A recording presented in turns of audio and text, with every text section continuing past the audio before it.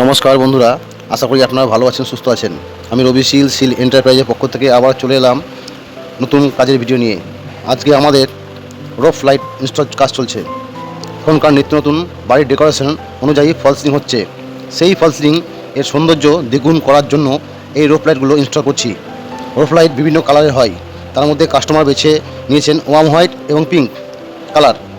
কাজের ভিডিওটা আপনাদের সঙ্গে শেয়ার করলাম। ভিডিওতে কোনো ভুল থাকলে কমেন্ট বক্সের মাধ্যমে জানাবেন। দেখা হচ্ছে পরের ভিডিওতে।